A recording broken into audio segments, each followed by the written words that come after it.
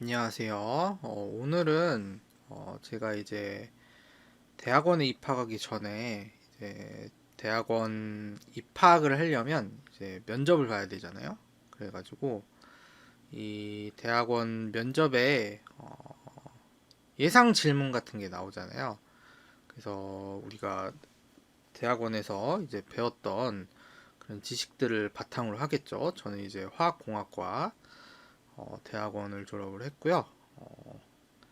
석사 졸업을 했고 어, 그래서 이제 졸업을 했네요. 졸업을 했는데 어쨌든 뭐 졸업을 했고 이게 너무 예전에 오래 전에 이제 정리한 개념이어서 잘 기억도 안 나고 사실 그렇고 이제 이거를 만들 때 제가 기억을 좀 잘 하기 위해서 세 줄 요약 어떤 질문을 물어본다. 그러면 세 줄로 요약을 해서 답할 수 있게 어, 그렇게 하면은 이제 세 줄씩만 외워가면 되잖아요. 그래서 약간 간단히 이렇게 명확하게 정리를 하려고 이제 뭐 수도 없이는 아니고 한 네다섯 번 정도 이렇게 대학원에 이제 저기 선배들과 이제 얘기를 해서 뭐 이렇게 어디 수정할 부분을 수정을 해서 약간 가꾸고 다듬고 해가지고 이런 식으로 자료를 하나 만들었습니다. 그래가지고 여기 앞에는 사실 제가 지금 막 저기 정리를 해가지고 집어넣은 건데요. 예전에 제가 뭐 이렇게 일단은 저도 처음에 만들 때 그 제가 배운 책을 가지고 막 이렇게 뒤져보면서 이렇게 과목에 대해서 이거는 뭐 어떤 게 중요하다 뭐 어떤 과목을 보면서 막 이거 중요하다 막 이렇게 체크를 한 게 있을 거 아니에요. 그래가지고 요거에 대해서 이제 간단히 키워드만 이렇게 모아가지고 놓은 겁니다. 그래서 1학년 때는 보통 이제 교양 뭐 이런 거 배우죠. 그 다음에 2학년 때부터 전공을 배우고 3학년 좀 어려운 전공, 4학년 매우 어려운 전공, 그 다음에 뭐 기타 뭐 3, 4학년 때 이렇게 배우는 거 기타로 이렇게 또 배우잖아요. 그래가지고 보통 이제 화공과에서는 유기화학, 분석화학, 유기, 무기, 물리 왜 무기화학이 두 번 들어가지? 지금 막 급하게 정리하다 보니까 물리화학, 물리화학, 물리, 유기, 무기, 분석, 생화학. 생화학은 보통은 안 배우는데 화공과에서는 화학과에서는 배우는 것 같더라고요. 그래가지고 요거 넣었고 그다음에 화공과에서는 저는 일단 일반 생물학은 안 배웠는데 뭐 이렇게 요새는 이제 바이오하고 이렇게 융합을 해서 학과를 합치는 게 대세잖아요. 그래가지고 이런 식으로 돼 있고 당연히 일반 화학, 물리학 뭐 플러스 실험 배울 테고 3학년 때는 또 이제 저기 공업수학 공대는 공업수학 저기 자연계는 뭐 수리 물리학 이런 과목이 있다던데 대충 찾아봤는데 과목 이제 구성은 뭐 별반 다르지 않고 그다음에 저희는 양론이라고 해서 어떤 양에 대한 양적인 거에 대한 뭐 비교를 해가지고 뭐 하는 단순한 계산 이런 거 하고 이제 연력학, 유체역학 이제 3대 역학이 있는데 뭐지? 아무튼 뭐 이 그 공대에서 배우는 역학 중에 화공과에서는 유체역학을 많이 배운다. 그리고 이제 단위 조작이라고 해서 뭐 이거하고 거의 똑같은 개념이죠. 근데 이제 책 이름이 단위 조작이라고 써 있더라고요. 그래서 이거 하고 이제 뭐 재료과학, 머티리얼 사이언스 뭐 이런 거 배우고 3학년 때는 이제 화학 반응이 어떻게 일어나나를 더 좀 배우고 그다음에 아까 유체 역학에 이어서 이제 열 전달, 열이 어떻게 물질 간에 전달이 되는지 아니면 물질이 어떻게 확산이 되는지 이런 걸 배우고 그다음에 이 세 개를 통틀어서 이제 이동 현상이라는 트랜스포트 페노메나 이런 과목을 이제 또 배우고요. 추가로 이게 2학년에 들어가야 되나? 아무튼 그다음에 이제 공정 제어라는 걸 배우는데 이거는 제가 안 배워서 모르겠고, 그다음에 뭐 이거는 공업화학, 뭐 유기 무기가 있는데 이제 기사 시험 같은 걸 보면 뭐 이런 게 나와서 뭐 대충 뭐 그냥 공업적으로 뭐 어떤 화합물이 있고 뭐 이런 거, 뭐 PVC, 뭐 폴리비닐 클로라이드 뭐 이런 거 있잖아요. 우리가 페트병 PET 뭐 이런 거에 대해서 배우는 거고, 뭐 석유화학 공학 이런 과목이 있다고 들었어요. 안 배웠어요. 안 배웠고, 근데 이제 뭐 증류탑이라든가 이제 뭐 크래킹, 뭐 리포밍 뭐 이런 거 배우겠죠. 그리고 뭐 석유 석유로부터 플라스틱 만드니까 뭐 역사에서부터 뭐 시작을 해서 그건 모르겠어요. 아무튼 무슨 과목인지 들어본 적이 없으니까. 그다음에 고분자 공학은 뭐 고분자 물질들에 대해서 뭐 결합이라든가 이런 걸 하는 것 같은데 저는 이걸 안 들었고, 촉매 공학도 듣긴 들었는데 조금 뭐랄까 그냥 이러이러한 촉매가 있고 이제 반응이 일어날 때뭐 표면적도 중요하고 뭐 그렇구나, 무슨 활성점 뭐 이런 거 그냥 약간, 그러니까 표면에 이제 활성점이 있는데 이게 약간 그 오염이 되면서 뭐 활성점이 뭐 비활성화 된다 뭐 이런 거 간단하게. 일단 기기 분석, 우리가 화학 분석에 사용이 되는 뭐 크로마토그래피 뭐 이런 거, 그 생물화학 공학인데 저도 이걸 안 배웠고, 안 배운 게 맞네. 그다음 이거 안 배웠고 안 배웠고 안 배웠지만, 글쎄 이거는 뭐 이렇게 그 가루 같은 거에 대해서 배우는가 봐요. 그다음에 이게 왜 두 개 들어가 있냐? 그다음에 뭐 전기화학, 뭐 분광학 이런 거 화학과에서 배우고, 계면화학 배우고, 요새 양자화학, 양자 물리학, 양자화학 뭐 이런 게 좀 대세잖아요. 그다음에 요 반응 공학에 대해서 뭐 속도론적인 분석이 짧게 나왔는데 그거에 대해서 좀 심화적으로 배우나 봐요. 그다음에 이거는 오거노 메탈릭 뭐 케미스트리 뭐 이렇게 해가지고 이런 게 있습니다. 그러니까 무기화학하고 약간 이어지는데, 그래서 이제 뭐 여기 보시면 이렇게 뭐 과목별로 약간, 근데 그 면접을 대상으로 이런 거를 작성을 하다 보니까 이렇게 뭐 연력학 아주 잘 배우죠. 보통은 이제 여기 2학년 때 배우는 전공 과목 중에 유기 물리 분석, 뭐 무기화학은 뭐 공대에선 여기서는 잘 안 배우더라고요. 뭐 생화학 자신 있으면 생화학, 유기 무기 분석하는데 보통은 이제 물리화학을 많이 이렇게 하고요. 그다음에 뭐 저기 유체역학 질문 많이 하고, 뭐 이런 거 연력학 문제, 뭐 물리화학이 연력학이죠. 물리화학하고 연력학 뭐 이렇게 있고, 이게 3학년 과목인가 보다. 그다음 뭐 이동 현상 뭐 이런 거 배우고, 아무튼 뭐 그렇습니다. 그래서 제가 면접에 필요한 개념들을 살짝 뭐 이렇게 정리를 했는데, 뭐 연력학 법칙에서 뭐 내부 에너지의 개념을 사용해서 이렇게 표현을 한 거고, 이거 뭐 키워드만 간단히 이렇게 가역 공정, 뭐 엔탈피, 엔트로피 뭐 그런 거 있잖아요. 그리고 뭐 상태 방정식, 물질 수지, 이제 저기 이렇게 어떤 이렇게 요 공간이 있다. 이거를 시스템이라고 우리가 정의를 하면 여기에 들어가고 나가고 얘가 팽창되는지 안 되는지 뭐 이런 거까지 해가지고 가상의 시스템을 이제 만들어서 거기로부터 이제 이 바운더리에 뭐 오고 가는 뭐 물질들, 에너지들 뭐 이런 거를 이제 수지 밸런스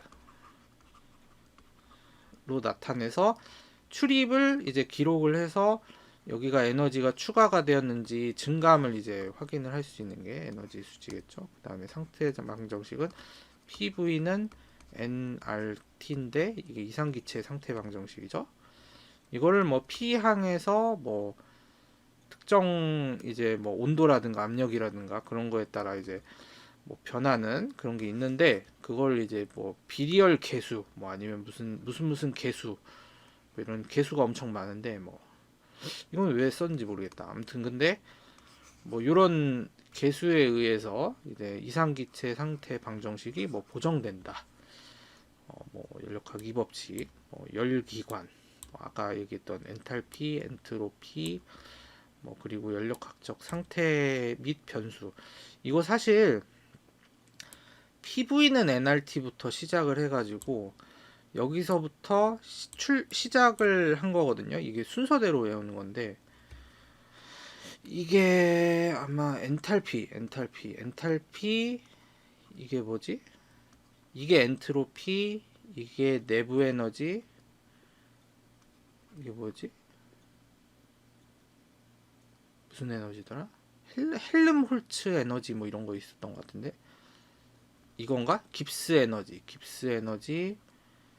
이게 뭐더라? 이거 뭐 각각 이렇게 나뉘어져 있는데, 아무튼 이거는 제가 순서대로 썼는데 뭐 나중에 이렇게 참조를 하시면 이게 어느 개념을 전체적으로 연력학적 상태 및 변수의 이 개념 순서가 이렇게 PV N, 이거 물질의 양을 나타내는 거죠. 뭐 몰질량이라든가 몰 부피라든가 뭐 PV는 nRT로부터 시작해서 엔탈피, 뭐 헬름홀츠 에너지, 내부 에너지, 뭐 저기 엔탈피, 엔트로피, 깁스 에너지 막 이런 걸로 이제 가는 거를 얘기하는 거고, 뭐 잔류 성질, 뭐 깁스 듀엠, 아무튼 뭐 이거 저기 가열하고 이렇게 뭐 이렇게 해가지고 막 이렇게 왔다 갔다 하고, 뭐 라울의 법칙, 헨리의 법칙 이런 게 있고, 쭉 이런 거 뭐가 있을까? 이거 이제 뭐 주사기에다가 뭐 이렇게 가압을 뭐 가했더니 뭐 온도가 뭐 어떻게 변했다 뭐 이런 내용인 것 같았는데, 그 다음에 뭐 이거 일의 효율 뭐 이런 거, 이게 아마 이타였나 뭐 그랬던 것 같은데, 일 효율 뭐 계산하는 방법, 이거 이제 냉각, 그거 이제 냉각 사이클 뭐 이렇게 해가지고 하는 거 있잖아요. 냉각 펌프가 뭐 이렇게 있는데 여기서 막 온도가 막 이렇게 해서, 아유 모르겠다. 아무튼 그리고 유체역학에서도 이제 연력학 1법칙 나오고, 이제 유체역학에서는 당연히 물이 흐르니까 요 바운더리, 그러니까 시스템에 내에 이게 들어가고 나가고, 그러니까 이거를 딱 어떤 정지된 딱 박스라고 생각을 하고, 거기 박스, 가상의 박스에 이제 흐르는 물에 뭐 이렇게 그런 거를 그 양이라든가 뭐 그런 걸 이제 계산을 했겠죠. 뭐 그래서 뭐 그리고 뭐 경계층 이론, 뭐 무차원수, 뭐 레이놀즈 넘버 막 이런 거 있고, 뭐 베르누이식, 그래서 이제 뭐 와류, 에디 뭐 이런 거. 그러니까 측류하고 터뷸런트 그 사이에 이제 경계에 있는 에디, 와류, 괄호, 뭐 점도, 그 다음에 뭐 그런 저기, 그러니까 우리가 이제 일반적으로 생각하는 게 유체라는 게 이렇게 하나의 레이어가 여러 개 이제 쌓여 있는 것으로 이해될 수 있는데, 뭐 요 레이어에 대해서 뭐 뭐지, 뭐 이런 그 뭐 점착 조건, 뭐 여기서 뭐 마찰력이 뭐 무한이다 뭐 이런 거부터 시작해서 뭐 이렇게 관에서 뭐 이런 식으로 흐르더라. 그래서 보통 관 같은 거 보면 가운데보다 이제 끝에가 유속이 낮겠죠. 그러니까 여기에 이제 뭐가 쌓이는 걸 테고, 그거를 이제 샌드위치처럼 이렇게 해가지고 표현을 한 게 이런 거고, 뭐 아무튼 다양히 많은데 지금 뭐 이거를 얘기하려고 한 게 아니었는데, 그래서 뭐 이런 게 있고, 유기화학에는 이런 친핵성 치환 반응, 뭐 제거 반응 뭐 이런 거 있고, 근데 유기화학은 굉장히 짧게 다뤘네. 뭐 반응공학, 분석화학, 이런 거 장비, 질량 분석법 뭐 이런 거 개념. 아 진짜 빠르게 바쁘게 썼나 보다. 생물 공정공학, 재료과학 뭐 이런 거에 대해서 이제 정리를 했고, 그거에서 저기 이제 최대한 그 면접에 맞게 단순화한 게 이겁니다. 그래서 오늘은 이거를 배울 것, 이거를 뭐라고 해야지? 설명을 드릴 건데, 이제 저하고 이제 선배들이 이제 원작자니까, 그래서 이렇게 됐고 세 줄로 요약을 했어요 제가. 그러니까 이게 너무 개념이 길잖아요. 그거를 이제 머리에 한계가 있으니까, 그래서 세 줄로 요약을 해서 이렇게 암기하고자 했다. 그래서 뭐 교수님이 이제 면접에 들어가면 뭐 저기 이런 거 생활 기록부는 아니고 이제 뭐 원서겠죠. 원서 같은 거를 보겠죠. 그런 거 하고 뭐 자기 계획서, 뭐 연구 계획서 뭐 이런 거 보고 뭐 이렇게 그거를 바탕으로 이제 질문을 한단 말이에요. 성적표를 제일 많이 보죠. 그래서 뭐 성적을 딱 이렇게 보고 처음 딱 면접 들어가면은 이제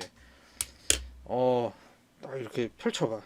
교수님이 세 분이 있을 때도 있고, 뭐 어느 학교는 이제 방이 세 개라 그러던데, 그래서 방 세 개에다가 이제 첫 번째 방, 두 번째 방, 세 번째 방 들어가서 뭐 첫 번째 방에는 뭐 일반적인 질문을 하고, 두 번째 뭐 세 번째 방은 뭐 인성 같은 거, 뭐 뭘 물어보는지 모르겠고요. 아무튼간에 뭐 그리고 두 번째는 약간 막 이상한 거 물어보는데 약간 이상하진 않죠. 그냥 기본 그 개념 그런 걸 뭐 현실에 적용할 수 있느냐.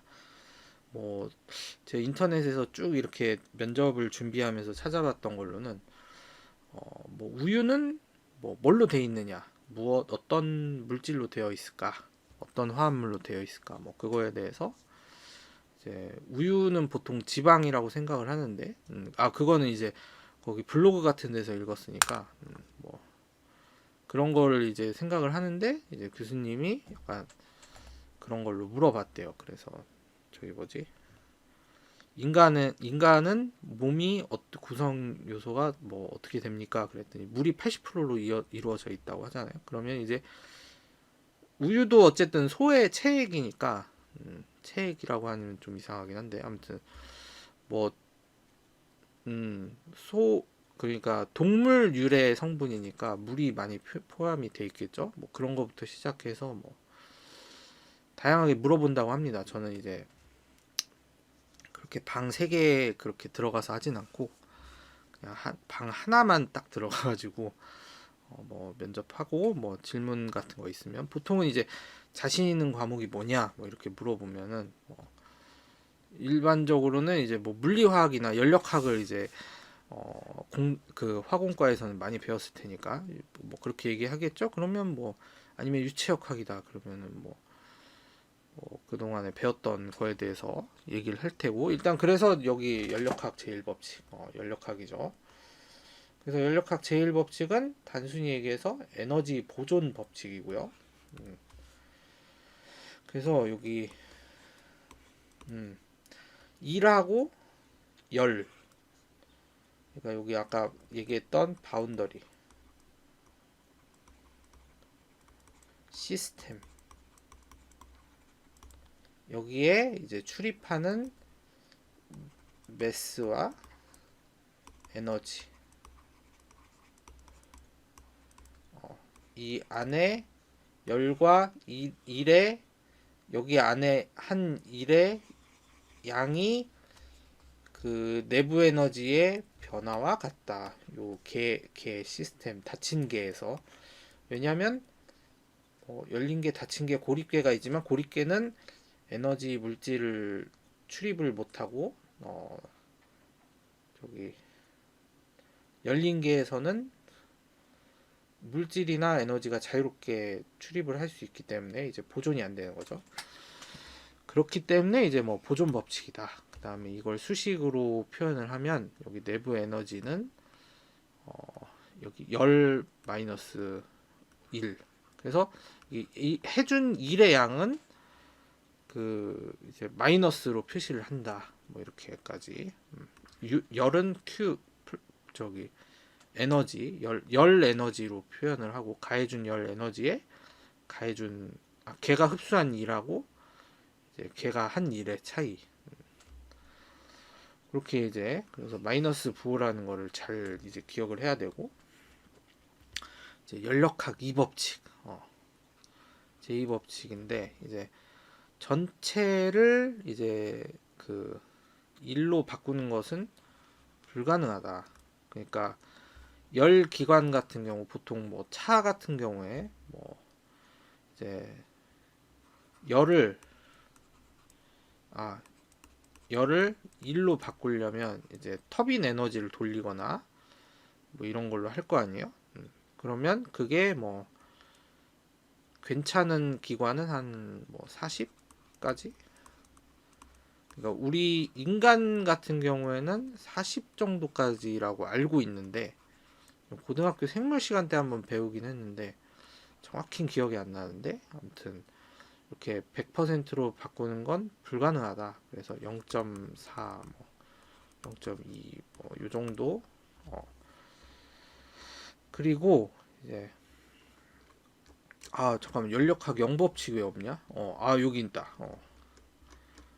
연력학 영법칙은 저 밑에 있고요. 그래서 지금 이거에 대한 내용은 이제 저기 열이 뜨거운 데에서 차가운 데로 이제 소산이 되죠. 열이 이제 이렇게 소산이 되면서 핫, 쿨 이렇게 전달이 되죠.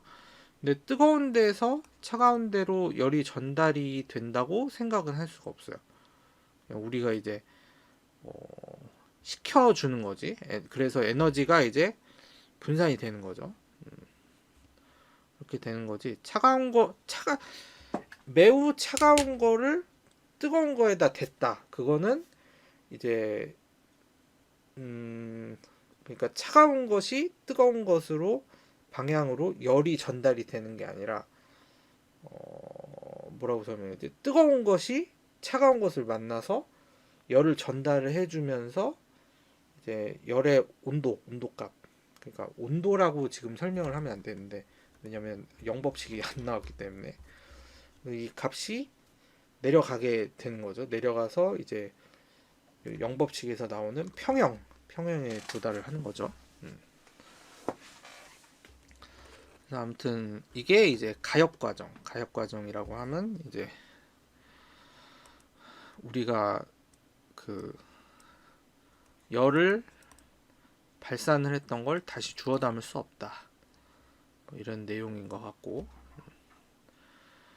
그리고 이제 요거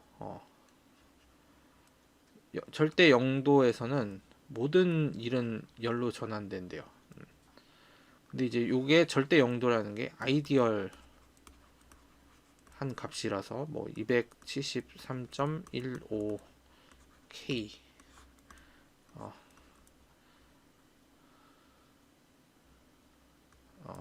는 뭐 섭씨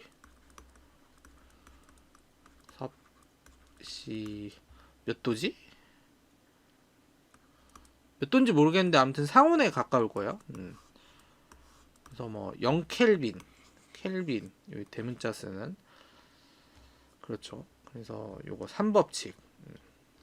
그래서 이렇게 연계를 해서 여기 세 줄 요약해서 이렇게 순서대로 이렇게 외웠어요. 그래서 이렇게 쉽게 꺼낼 수 있도록. 그래서 3법칙에서는 절대 영도까지 도달을 하면 1이 될 것이다. 근데 이제 아까 앞에서 얘기했던 전제 조건은 0에 도달하는 게 절대 불가능하다. 왜냐하면 이제 비열이나 팽창률은 0이 된다는 결론이 나오므로.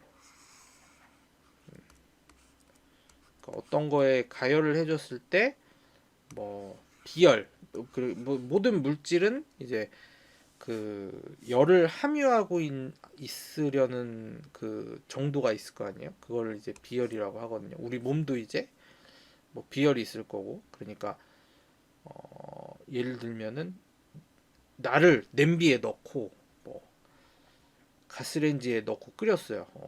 엄청 무섭겠지만 그러면 이제 온도가 이제 도달을 하는데, 그냥 물을 끓였을 때하고 나를 넣고 좀 무서운데 뭐 돼지고기라고 설명할까? 돼지고기를 넣고 끓였을 때하고 돼지고기를 넣지 않았을 때 물을 끓였을 때가 이제 그 돼지고기가 가지고 있는 비열이 있기 때문에 온도가 더 늦게 끓는 것이고. 그렇죠. 아무튼 모든 물질에는 비열이 있는데 뭐 이거 추가 설명이 필요하다고 하네.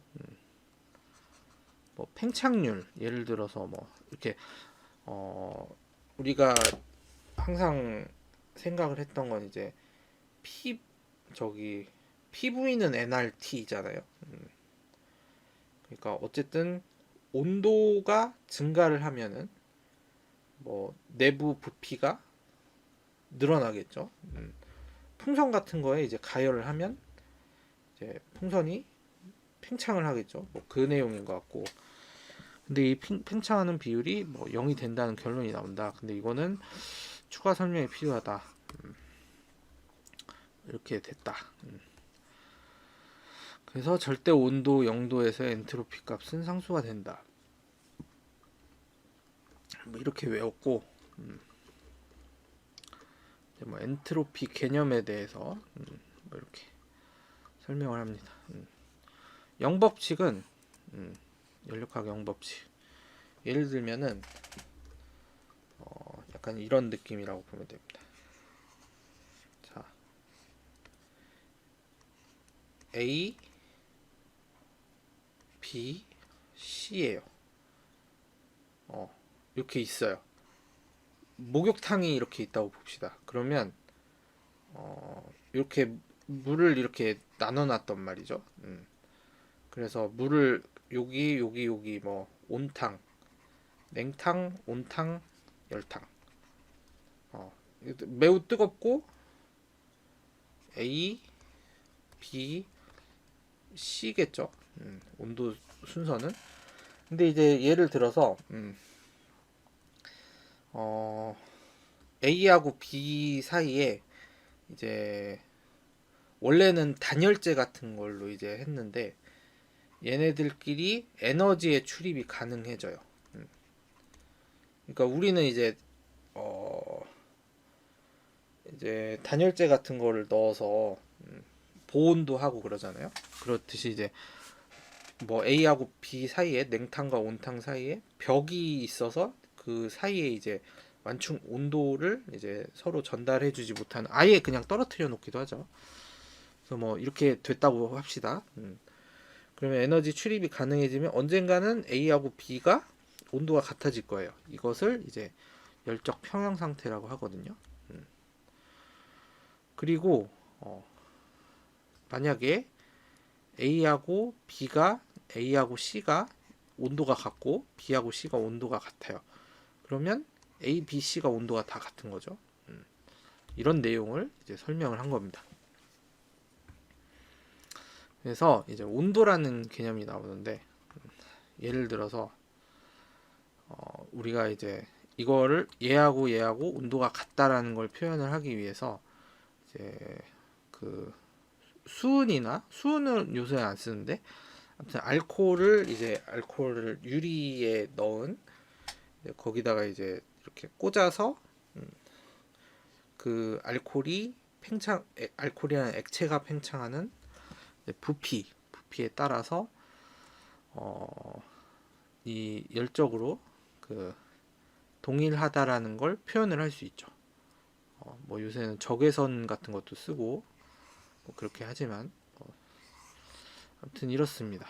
그래서 열적 평형 상태에 있으면 둘의 온도는 같다. 이제 나중에 정립이 됐는데 논리적으로는 이거가 제일 앞서기 때문에 영법칙이라고 이제 따로 명명을 했죠. 원래는 1, 2, 3 하다가 이게 제일 중요한데 4로 안 만들고 0으로 이렇게 간 케이스죠. 그 다음에 이제 일의 종류. 이제 일의 종류. 우리가 이제 뭔가 일을 해준다. 그러니까 뭐 이렇게 뭔가를 이제 짐을 이렇게 들고 뭐 이렇게 옆으로 옮겼다. 뭐 이런 것도 있지만은 물론 다양한 일이 있는데 이 PV 일 이렇게 가압을 해준 것도 어쨌든 가압을 해서 내부 에너지에 이제 그 영향을 주는 것을 이제 PV1이라고 하고 표면 장력에 대한 일인데 뭐 전기적 일도 있고 장력에 대한 일, 뭐 축일, 축일은 뭐 이렇게 회전을 시킨 거겠죠. 회전을 시키는 일이고 장력에 대한 일은 뭐 이렇게 줄을 끌어당겨 가지고 뭐 이렇게 물체를 옮겼다든가 그런 거일 테고 전기적 일은 뭐 저기 전기적으로 터빈을 돌릴 때 한 거고 이 표면 장력에 대한 일은 조금 어려운데 약간 뭐 요런 여기에 이제 비눗방울 같은 게 있다고 봅시다. 그러면은 여기서 그러니까 여기서 내가 비눗방울이 이렇게 차 있는데 얘를 이 막대 그러니까 어떻게 설명하지? 이렇게 저기 대략 제가 이해한 거는 정확하진 않은데 여기서 여기까지 이제 비눗방울이에요. 비눗방울인데 이 비눗방울이 이제 비눗방울 이렇게 돼 있는 거 있죠? 이렇게 돼 있던 거를 내가 이거를 이제 이렇게 터트리지 않으면서 이렇게 돼 있는 거를 이렇게 떨어뜨리지 않으면서 천천히 움직이면 표면 장력이 뭐 이렇게 좀 변화가 생기겠죠. 그런 거에 대해서 이제 그 이런 네모난 거를 이용을 해서 여기 막대에다가 이렇게 비눗방울 같은 걸 안에다가 이렇게 해놓고 얘를 이렇게 움직이는 거라고 대략 그 공부를 할 때는 그렇게 기억을 하는데 물리화학 책 있나? 아무튼 이런 느낌이고 이제 PV1에 의해서 아까 저기 엔탈피라는 내용이 나오고 그래서 이제 일정한 압력이라는 이제 전제 조건을 달아서 걔가 흡수하거나 방출하는 열 에너지 이것을 엔탈피라고 하고요. 예를 들면은 이제 물질계의 안정성, 변화의 방향, 화학 변화, 평형의 위치와 이동을 결정하는 핵심적인 요소이다. 예를 들면은 소금 우리가 물에 녹아요. 물에 그러면 고체에서 이온으로 변할 때 열이나 발열, 흡열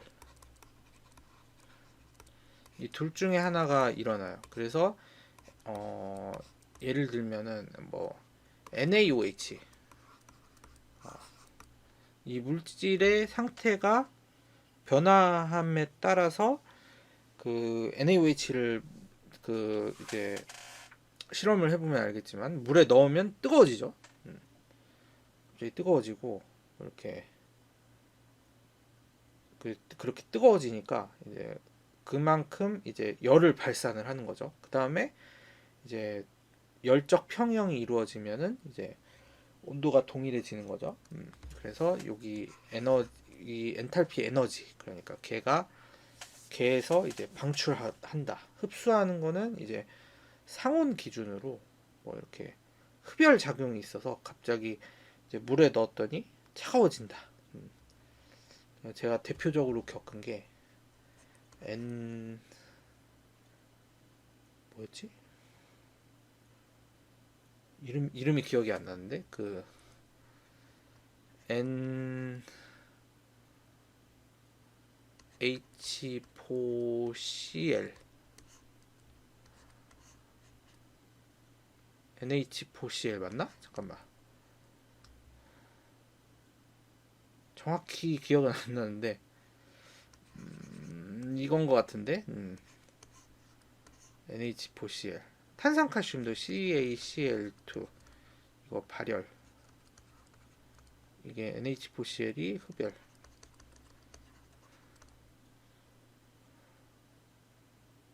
맞나? NH4CL 이름이 기억이 안 나네. 잠깐만. 한번 찾아보자.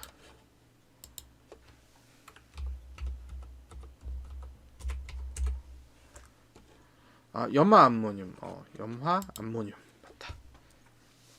NH4CL 이게 물에 녹이면 흡열 작용을 해서 이렇게 물에 녹였을 때 병 겉을 만져보면 차가워지는 그런 게 있고 이제 뭐 대표적으로 뭐 저기 얼음에 소금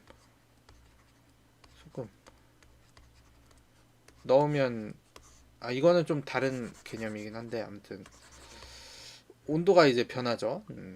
그러고 이제 엔탈피의 식은 H는 내부 에너지에서 PV 를 곱한 거를 이제 마이너스 음수 이렇게 된다.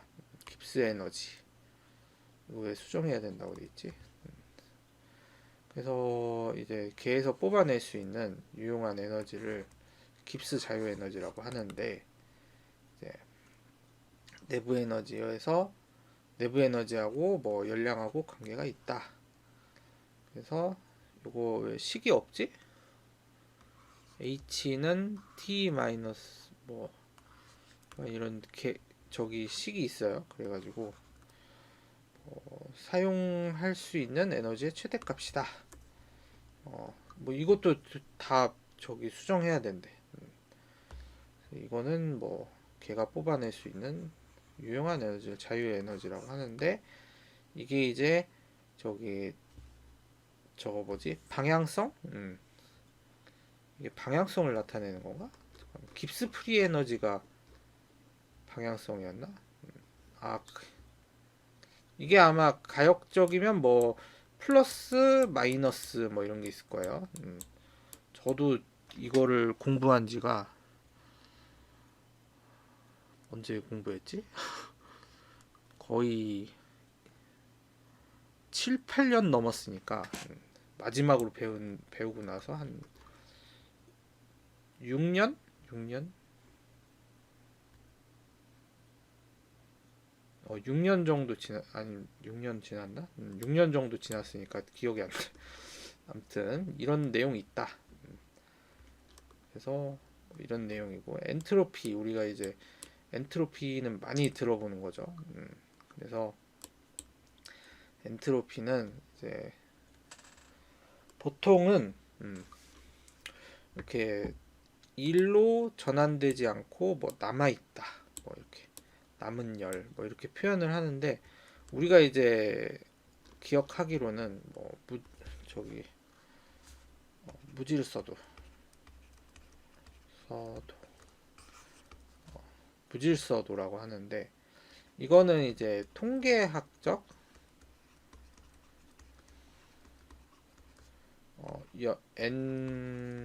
엔트로피 통계학적 연력학에서의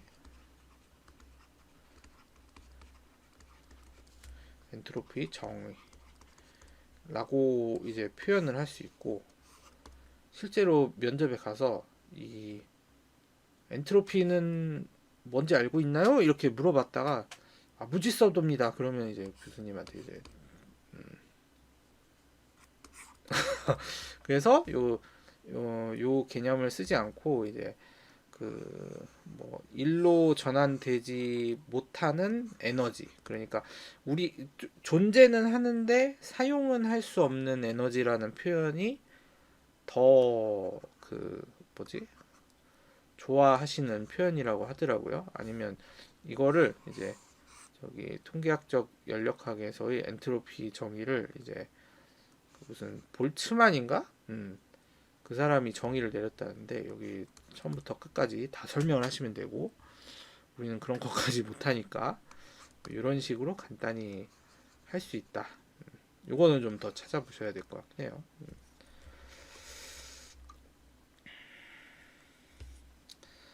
그래서 이제 그 뭐 주워 담은 뭐 엎어진 물은 다시 담을 수 없다 뭐 이런 것처럼 이제 그런 느낌인 거죠. 10번 물질 수지. 물질 수지. 저기 매스 밸런스.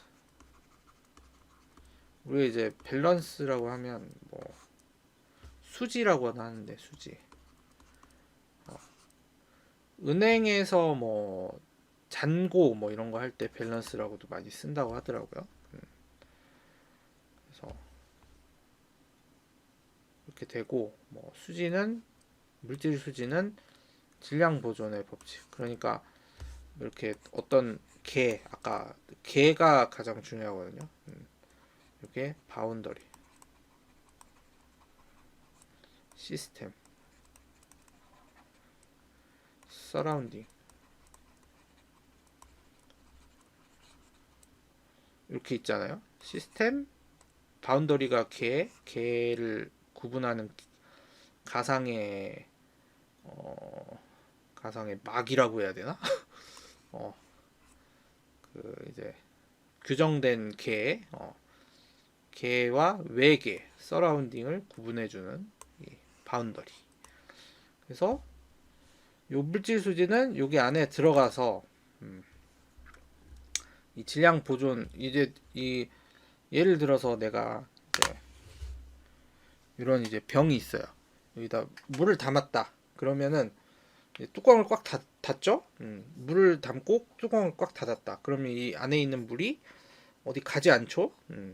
뭐 뚜껑을 살짝 열어놓고 뭐 이렇게 엎어서 이렇게 엎질렀다면 모르겠지만, 아니면 뭐 증발이 됐다든가 그럼 모르겠지만, 어쨌든 그런 게 아닌 이상 질량이 보존된다.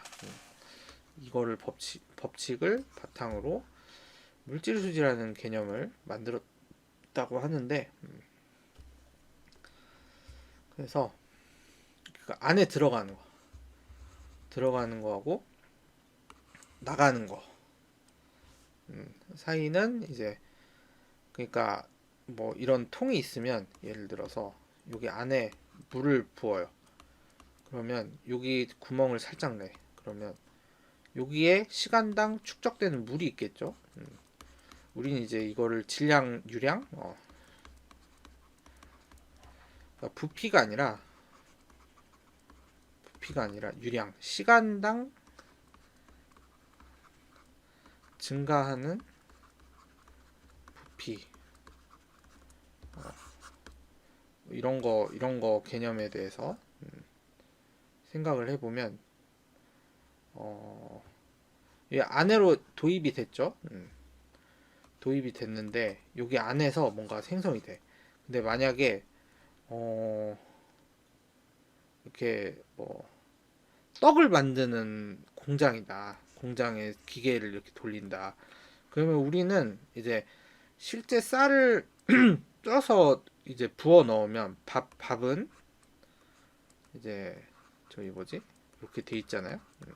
근데 이제 밥 나달하고 나달 사이에 공간이 있는데, 공장에다가 이렇게 집어 넣으면 이 안에 이제 뭐 이렇게 그 유튜브 같은 거 보면은 뭐 이렇게 그 개인 집에 막 저기 떡 만드는 기계 보면 막 원래는 밥 이제 한 공기 넣고 하다가 막 나오는 거 보면은 막 엄청 덴시티, 그러니까 덴스한, 뭐라고 해야지, 그 밀도가 높은 그러니까 떡이 완성이 되잖아요. 그런 것처럼 이제 어, 이걸로 설명을 하면 안 되나? 아무튼 뭐 그러니까 1 더하기 1이 됐을 때 3이 되는 그런 건 없지만 어쨌든 부피적으로는 좀 이렇게 증가를 할 수 있잖아요. 음, 그럴 수도 있고 이제 안에 이제 이렇게 왔다 갔다 하면서 이제 그러니까 이런 식으로 이제 뭐 줄어들거나 증감이 일어나는 뭐를 예로 설명을 드려야 될까? 그래서 아무튼 여기 안에 넣은 거하고 밖에 넣은 거는 원래는 같아야 돼요, 양이. 근데 안에서 추가적으로 생성되는 거에 대해서는 어 이제 안에 부피 여기 도입에 추가로 생성이 되는 양을 이제 더해 줘야 되고 그다음에 이 배출되는 양에는 배출되지 못하고 축적되는 거하고 그다음에 화학 반응에 의해서 소모가 된 양. 뭐라고 설명하면 쉬울까? 아무튼 이런 수식 관계가 성립을 한다. 이거는 좀 우리 몸무게하고 비슷하다고 보면 돼. 그러니까 내가 밥을 엄청 많이 먹어요. 그리고 이제 배출물을 이제 배출을 해요. 근데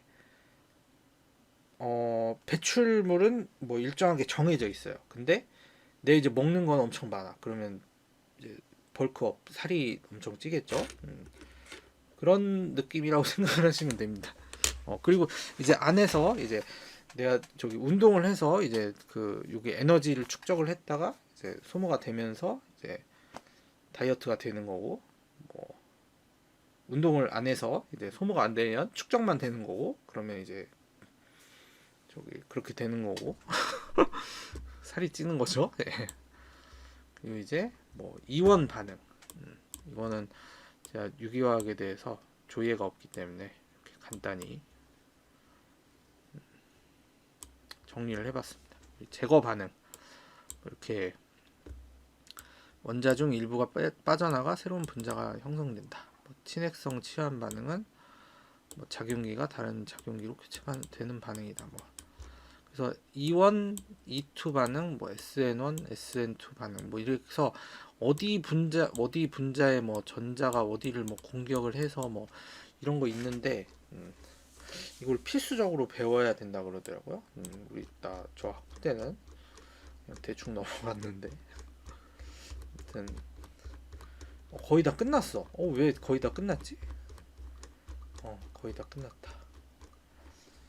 그리고 이제 요 레이놀즈 넘버, 레이놀즈 넘버. 아까 이제 유체는 샌드위치 패널 같이 이렇게 종이 이렇게 산 종이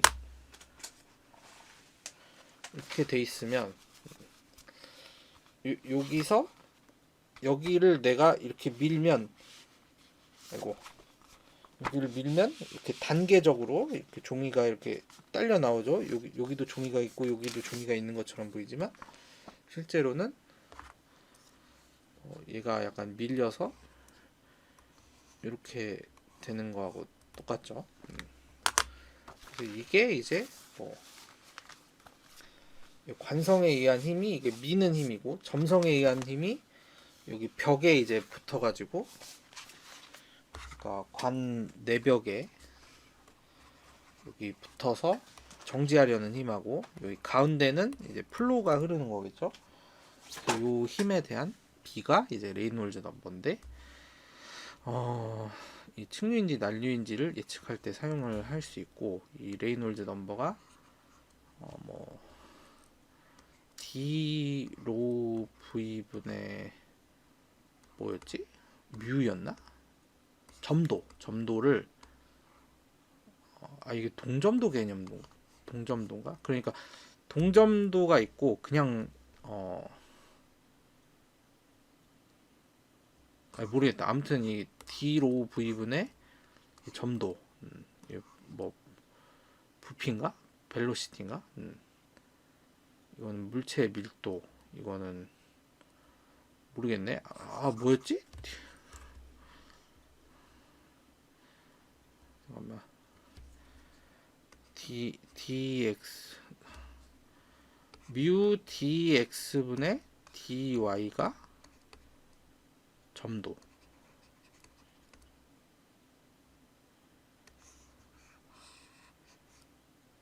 근데 이거 d 로 v분의 뮤였나? 그러니까 이게 관의 직경, 그 다음에 뭐였지? 기억이 안 나는데 아무튼 이 그 무차원 군인데요. 디멘션리스 그룹이라고 해서 이제 여기 위에 수하고 아래 수하고 이렇게 차원 분석을 해보면 뭐 예를 들어서 뭐 보통은 이제 속력은 미터 퍼 세크잖아요. 이거는 길이를 시간으로 나눈 거고, 얘 각각은 랭스, 얘는 타임의 개념을 가지고 있죠. 약간 이런 것처럼 이 분모에 있는 거하고 분자에 있는 거하고 이런 식으로 해서 저기 소거를 해봤을 때 미터 퍼 세크가 되지 않고 이 그냥 저기 없는 것처럼 되는 이걸 이제 무차원군이라고 하는데, 만약에 이제 레이놀즈라는 사람이 제시를 했나봐요.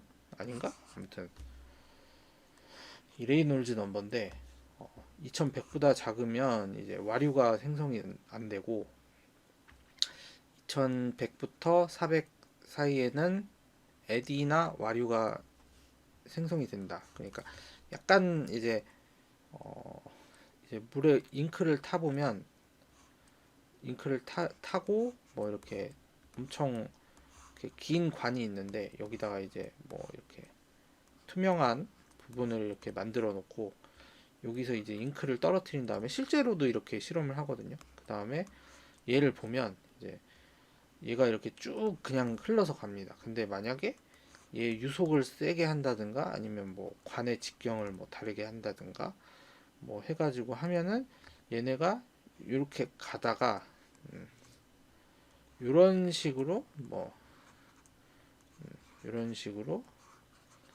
되는 경향이 있습니다. 이걸 레디라고 하고, 이게 이제 유동이 엄청 심해지면 이제 저기 터뷸런트 뭐냐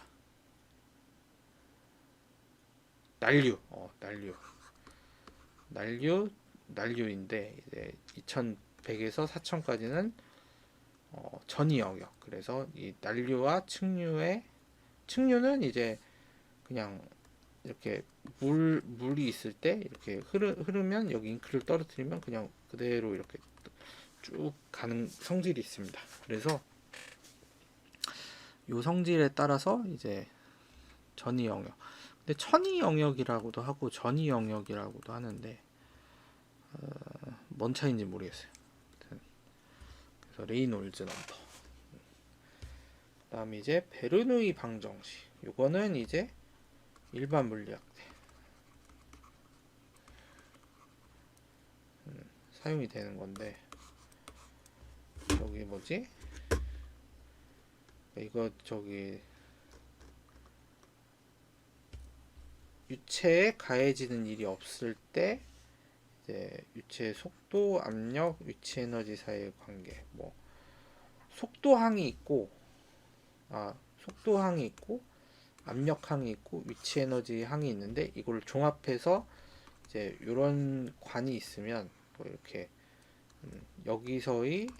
여기서하고 여기서의 이제 방정식 세워서 뭐 여기서의 유속이라든가 뭐 이런 거를 측정을 해내는 거죠. 뭐 예를 들어서 여기서 이렇게 높이가 있는 뭐 이런 거였다면 이 위치 에너지를 반영을 해서 요만큼의 델타 뭐 mgh 뭐 이렇게 하거나 뭐 여기서부터 여기까지면 뭐 사인 값을 도입을 하든가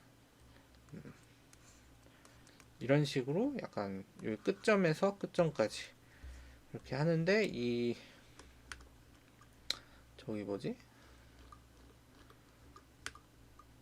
이것에 이제 전제 조건이 있는데 이제 유체가 비압축성이어야 한다고 합니다. 그러니까 이제 어떤 유체를 보면은 이제 공기는 이렇게 누르면 압축이 되죠. 근데 물은 누르면 압축이 안 되죠. 되긴 할 텐데 엄청 압축성이 작을 거고. 근데 이제 우리가 이제 주사기에다가 이렇게 유체는 기체하고 액체를 통틀어서 나타내는 거니까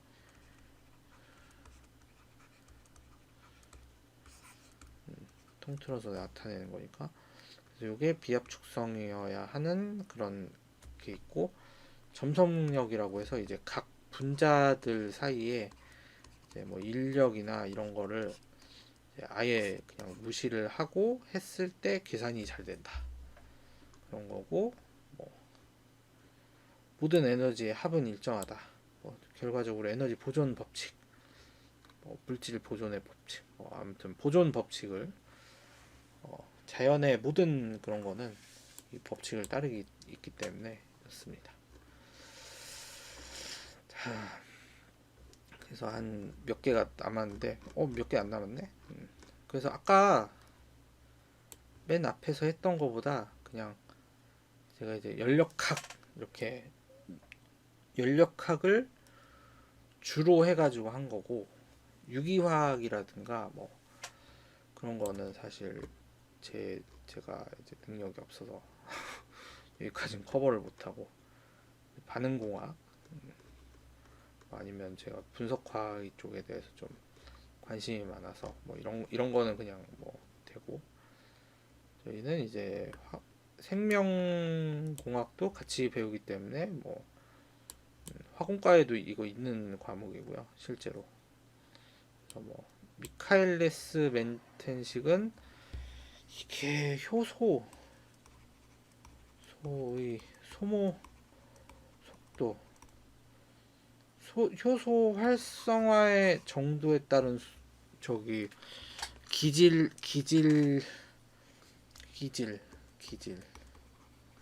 서브스트레이트 기질의 저기 소모 속도에 관련된 식입니다. 이게 제가 이게 정식으로 배운 적도 없고 기억이 안 나서 그런데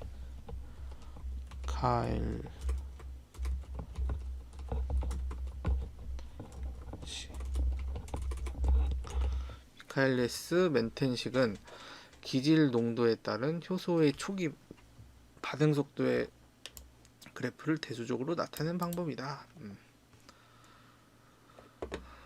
그렇다고 하네요. 효소 반응 속도론에 관한 모델 중에 하나고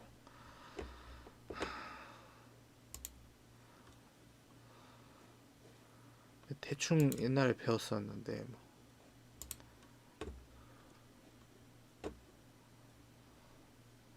약간 네 가지 가정 뭐 이런 것도 있는데 저는 이제 생물에 대해선 문외한이기 때문에 잘 모르겠어요. 아무튼 그래서 효소가 뭐 저기 뭐지 기질이 소모되는 뭐 속도 기질이라고 하면 이제 뭐 보통은 이제 뭐 이제 반응 전 물질 뭐 이렇게 화학에서는 반응 전 물질이라고 표현을 하는 게 낫겠네요.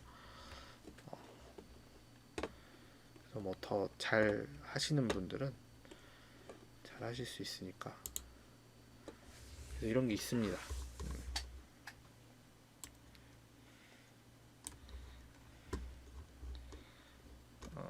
핸더슨 하셀바흐 방정식 이거는 이제 분석화학에서의 개념인데 이 완충용액으로서의 산을 묘사하기 위한 식이거든요. 그래서 이런 식으로 나타낼 수 있고 이제 우리가 혈액 같은 경우에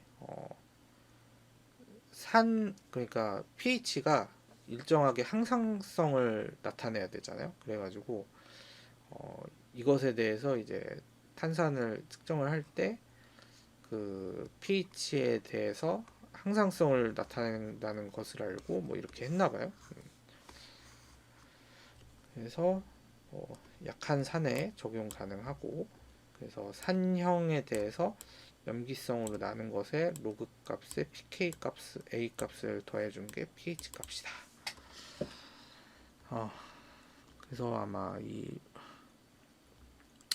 이렇고요. 뭐 완충 용액이라고 하면 저기 산을 투입했을 때 pH 변화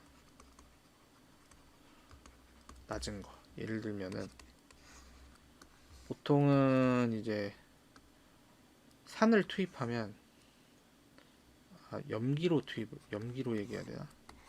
산을 얘기해야 돼. 산을 투입을 하면 이렇게 산의 양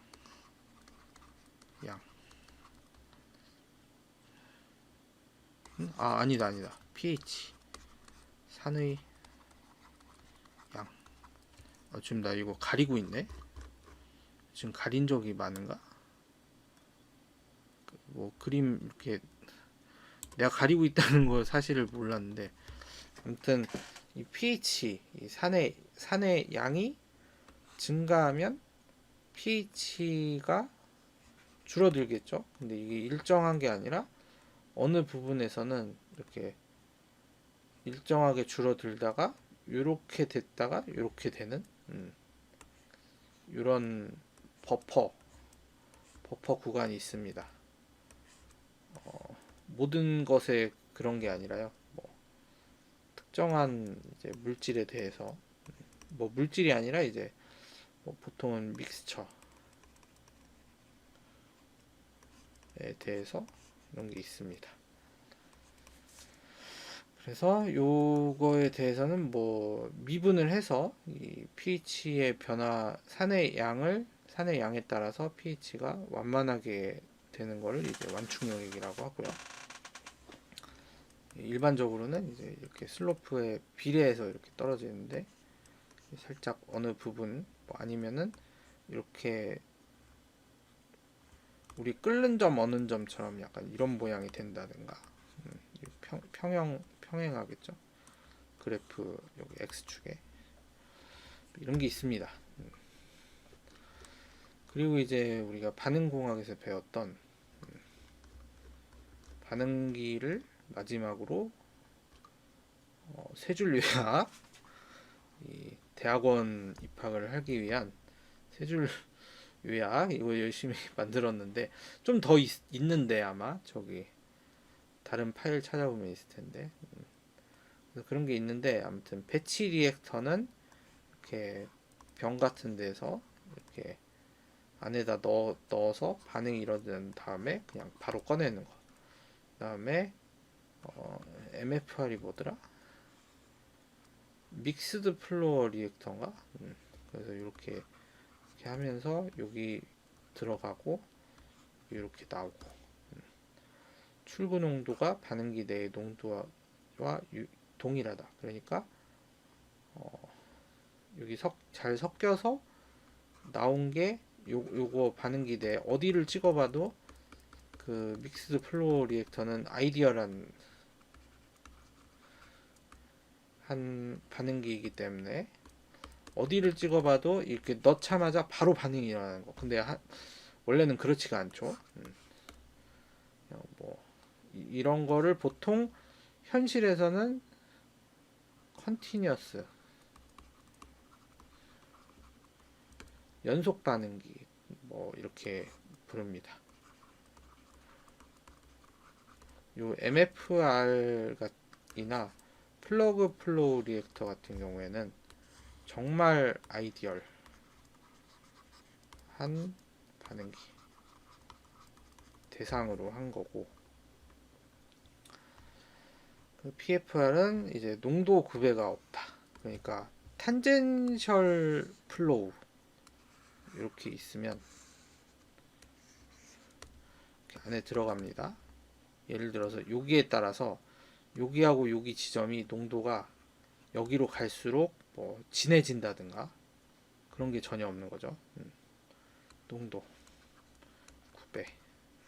농도 9배라는 거는 농도의 차이가 없다는 거고, 이 반응 속도에 대해서는 뭐 여기 벽에 벽면에 붙어 있으면 뭐 반응이 느려진다든가 그런 게 없다는 뜻이죠.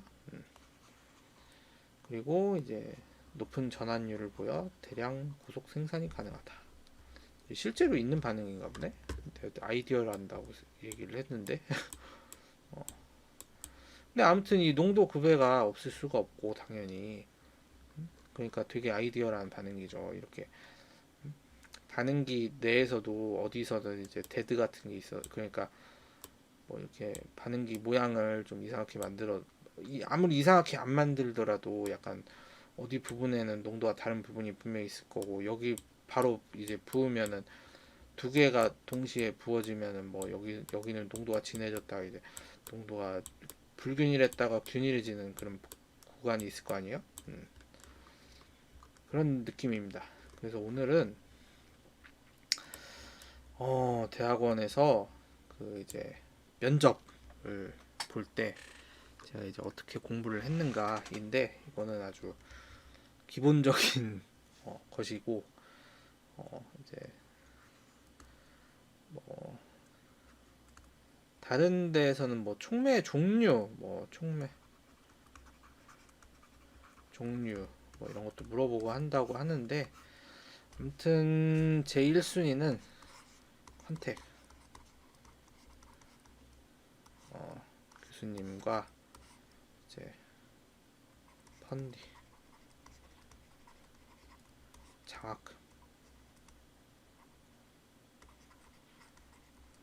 장학금이 영어로 뭐지? 스칼러십. 아무튼 이 장학금, 저기 생활비,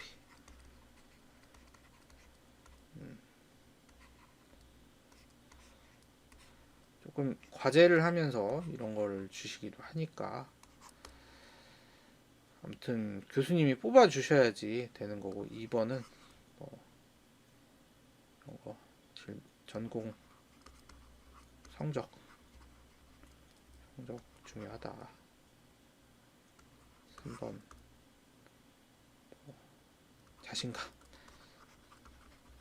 자신감 중요하다. 그래서 이렇게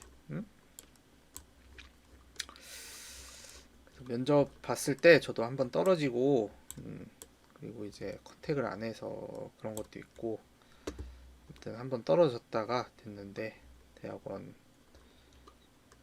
갈 때 이렇게 뭐 면접할 때 이렇게 막 굉장히 문제를 풀어보라고 하는 학교도 있던데 보니까 뭐 예를 들면은 뭐 어떤 그냥 전공 문제 중에 뭐 아무거나 갖다 대고 뭐 영희와 철수는 뭐 그런 거 있을 거 아니에요. 뭐 영희와 철수는 너무 진부한 그런 문제인가?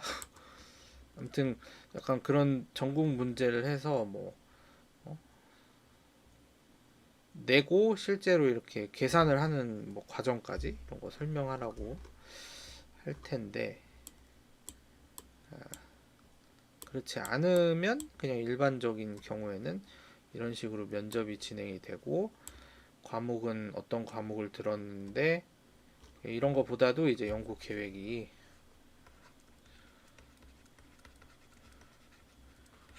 좋아야 될 수 있는 것 같다는 느낌을 받았습니다. 제가 물론 저기 이런 면접을 직접 이렇게 하는 입장이 아니라 면접을 당하는 입장이어서 평가 기준이 어떻게 되는지에 대해서는 잘 모르겠지만 이렇게 공부를 하시고 저보다 한 30배는 더 열심히 하셔서 원하는 대학원에 가셨으면 하는 바람이 있습니다. 저는 여기서 영상을 마치겠습니다. 감사합니다.